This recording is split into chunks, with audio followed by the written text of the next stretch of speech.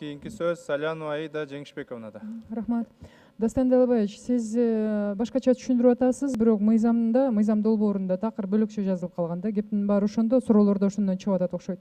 Мыйзам долбоору боюнча эгерде квалификация, педагогикалык квалификацияң болбосо деле, сен кайра даярдоодон өтсөң, педагог боло аласың деп жазылган да. Ошону оңдош керек. Эмнеге дегенде, бул башка маселеге бир инструмент болуп калышы мүмкүн да. Мен айткым келип атат, кайсы маселе? Как раз Министерство образованияда өкүлү бар экен да. Азыр мындай маселе реформаны алкагында деп Министерство образования бир маселени чыгарып атат. Региондордо, университеттерде, регионалдык университеттер бар эмеспи? Ошол жактагы экономика жана башка адистиктердин лицензияларын кайра алып алуу маселесин козгоп атышат да. Мисалы, мен бир примерди айтайын. Нарын университетин алган болсом, экономика адистиги алар үчүн керек. 20 жылдан бери чоң ресурстардын баарын түзүп, алар бүт чоң даярдыкты көргөн. Бүгүн Нарында жарымынан көп специалисттер ошо Нарын университетин бүткөн специалисттер. Муну кайра күчөтүш керек да, кайра иштетиш керек.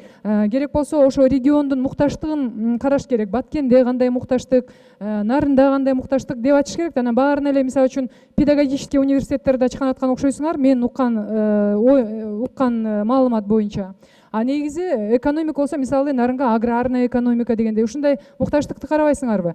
Эми андай мукташтыкты карабай эле ушундай мен атайын катта жолдодум, катыма жооп алам деп ойлойм. А сиздин мыйзам долбооруңуз, Дастан Далабаевич, как раз ошондой маселеге жол ачып берип атат да. Анткени мисалы үчүн азыр көп адистиктерди алып койгондон бир эле адистик калып калса, сөзсүз түрдө кадрдык мукташтык болот. Ана мукташтык болгондо мына педагогикалык образованиясы жок, квалификациясы жок адамдар деле переподготовкадан өтүп алып, анан ошол муктаждыкты толтуруп иштей берет дегенге инструмент ача турган болуп калат экен да.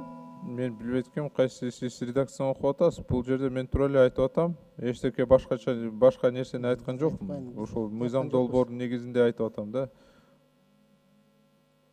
Сиз менен анан тактап алайлычы ошол маселени. Жыйынтыктаңыз, кош бериңиздер. Дастан Далабаевич, 28 эле статьяны карасаңыз, орусчасында жазылып турат: лица, не имеющие педагогического образования и квалификации, имеют право на педагогическую деятельность в случаях прохождения переподготовки деп турат. Андан кийинкисин айтпай эле коңуз, ал өзүнчө через точку с запятой жазылып турбайбы? Ал бөлөк маселе. Сиз жанагы бухгалтер, анан автотранспорт, анан швея деп айтып аткансыз, ал бөлөк маселе. А бул өзүнчө норма болуп жазылып турат: прохождение переподготовки. Кайра даярдоодон өтсөң, сен кайра педагог болуп, квалификацияң жок болсо дагы, билимиң жок болсо дагы педагог болуп иштей бересиң деген сөз.